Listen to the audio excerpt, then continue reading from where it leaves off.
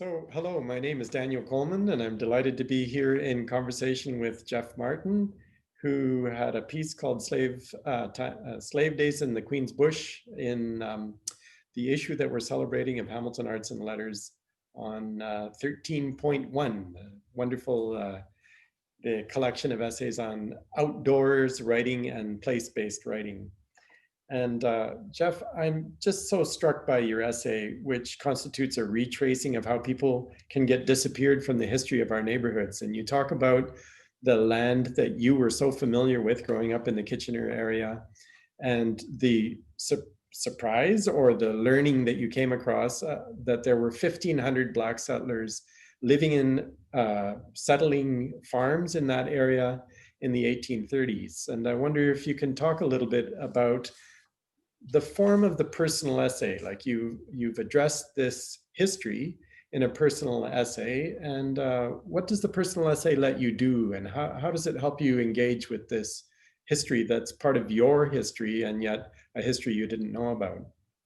Yeah, for me, the personal essay is such a nimble form. It allows for a writer, well as for me, to use a little bit of journalistic reporting and blend it with primary research, with interviews, with some secondary research, academic reading or book reading, and uh, and then blend it with personal memoir and alongside like an attention to character, scene, and setting. You can design a personal essay to create narrative tension and tell a story and be way bigger than your personal perspective, your personal experience. So it's personal and it's deeply historical at the same time. And one of the reasons this conversation is so honoring to me to have with you is that it was your essay that started this all off for me, which was to say 10 years ago in Hamilton Arts and Letters, I think issue 3, you wrote an essay called Broken Pine, and it became part of your book Yard Work from a couple years ago. And uh, Broken Pine was so revelatory to me. I was a literature student reading primarily fiction. If I was reading essays, they were sort of dense literary criticism, and Broken Pine was such a breath of fresh air. It was I went back and reread it this week in preparation for this conversation, and the opening is so striking. You say something like, "I live in Hamilton, Ontario, in the shelter of a broken pine." And you have a line break. You say literally, and then a line break, as well as symbolically, historically, and environmentally. It's it's an academic thesis structured as poetry, aware of white space and line breaks, and the rest of the essay moves in these lyric sections that allow you to move through long histories and different geographies without being overly weighted down. And I got to the end of that essay and I was like, I want to write like this. This is one of my goals as a writer. And I think that speaks to the power of literary magazines like Hamilton Arts and Letters for the kind of space that it gives to long form nonfiction in ways that specialized academic journals or newspapers don't have space for Hmm. or room for. And as for limitations or criticisms, people knock the personal essay for its overuse of the personal I or supposed navel gazing. Those are often like highbrowed, sort of snooty arguments, or they're gendered against women's writing, women's confessionalism or memoir writing. And I don't give it much heed. I don't worry about that too much. The In terms of slave days in the Queen's Bush, there's an ethical imperative to put myself as the writer in the place of that history and to describe the nexus of my own identity there and why I'm even telling this story. Um, I'm also then a character in the essay, and I stand in for many readers who are learning the history alongside me in the piece. So it also becomes it's a narrative device and an ethical device. Um, and as for exploring sort of the race relations of this kind of writing, I think it's absolutely important to be paying attention always to the limits of of my own understanding, my own perspective, asking myself, what am I still missing? What am I not able to see here? And then shopping the draft around and getting lots and lots of perspective on it.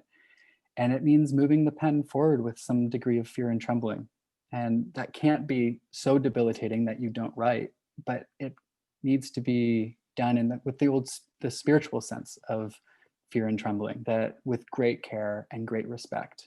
And uh, done with that approach, there's great potential, I think, in the power of the personal essay. Yeah. And what strikes me about that, Geoff, is the way in which we call it a personal essay, because it's important that the character of the speaker or the narrator uh, leads the eye and guides the thinking that goes throughout the essay. But as you say, the care and attentiveness and respect that is part of this kind of writing is also attentive to the peripheries, the things that shaped who you are that you don't even know about. And one of the things that strikes me about this particular essay is your sense of history that was all around you, 1,500 Black settlers working in the area where you grew up back in the 1830s, but whose history wasn't present in your everyday life. It wasn't part of your education. It wasn't part of the history you read, those kinds of things, Mm. until your adult life.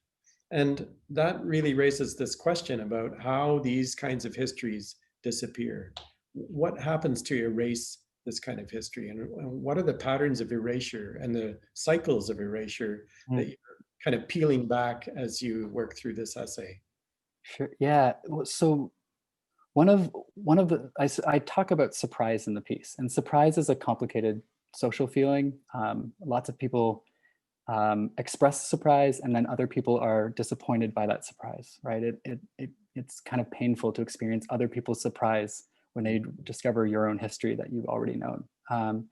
But one element of my surprise about this history was that I care a lot about history, and I've been reading it and writing about my history on this, in the Kitchener-Waterloo area.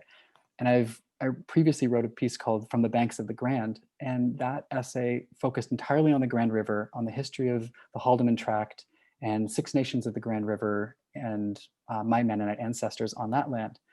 The interesting thing about that history is I was focused on blocks 2 and block 3, Waterloo and Woolwich Township. And what I hadn't done is simply cross the borderline of the Haldimand line to read histories of Peel and Wellesley Township, where there is mention of this historic Black settlement. So part of the surprise is just that I didn't extend my research one lot west of the Haldimand line, for example.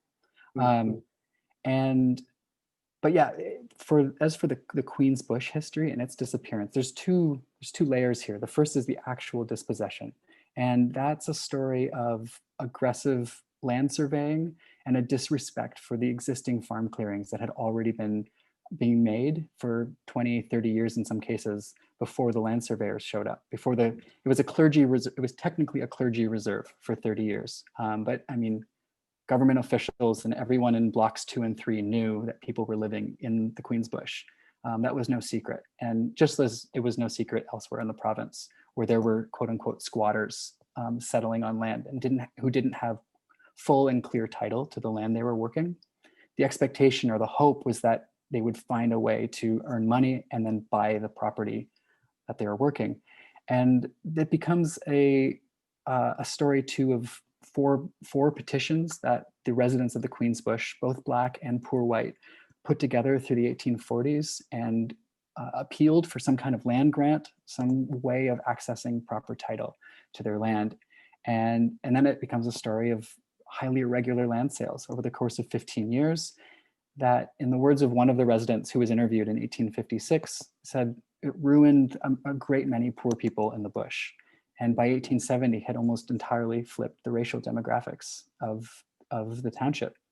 Mhm. Um, so the second thing is that so that's the actual dispossession, but then there's of course the ongoing erasure, the cultural amnesia of this. And one way that I was able to understand this and how this was working was through a historian named Jean O'Brien, who wrote a book called Firsting and Lasting, writing Indians out of existence in New England.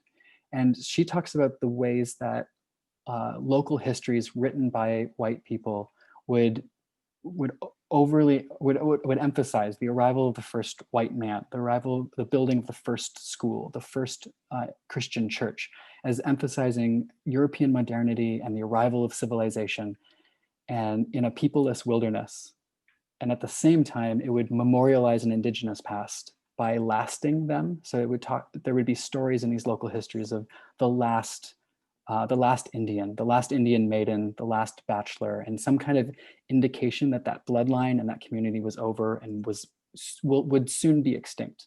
Even though these histories were written 100 or 200 years after sort of the point of contact, and there were still indigenous people living alongside these historians, these writers, and admitted to in the paper, in the text. So it's full of, these local histories are complex and full of paradoxes. And I turned from that book and looked at the local histories that of Peel and Wellesley townships, and they were doing something very similar, and but not just with the indigenous past of that place, but also with these Black settlers who had moved in and had worked this land, had opened roads, built homes, churches, schools, and yet were still dispossessed. And the stories emphasize the arrival of European immigrants, British and Pennsylvania German Mennonites, who were my ancestors, and repeatedly emphasized that they arrived to a primeval wilderness, which was sort of demonstrably not true. And so I say in the essay that these local histories are a way of helping launder the deed papers of subsequent settlers. I know that we don't have a lot of time left, Geoff. And so one of the things that I know that you've given some that's been influential for you is this idea from Avery Gordon of the hauntedness of the places where we live. I wonder if you can talk a little bit about that haunting in the where you grew up, and that's part of the reflection you do in this essay as we close up. Yeah, I think one of the things is, one of the imperatives I think for me is James Baldwin's idea to know whence you came, and the importance of knowing the place that you emerged from. And I think the key there is to not be simply researching your own family's ethnic history, but thinking about the place that your ancestors emerged from and their relations with other people around them. And Avery Gordon does a really good job of framing this in terms of historical ghosts and the way that the past haunts our present. And so by the end of the essay, I'm standing in the British Methodist Episcopal Cemetery on Side Road 19, outside this tiny village named Yatton, near where I grew up. And I'm moved by her statement where she says this: if we listen carefully to the voices, we will hear not only their story, the old story of the past, but how we are in this story, even now, even if we do not want to be. And that tells me and reminds me that the Queensbush settlement is my history too. It's not actually just Black history, right? This is intimately part of my life and part of who it shaped who I am. And my not knowing has been an integral part of that story. Yeah. My phone's ringing, Geoff. And so I'm going to have to turn off the recording at this point. And you and I can talk a little bit more, but we're so glad to be able to celebrate this wonderful work for Hamilton Arts. Thank you.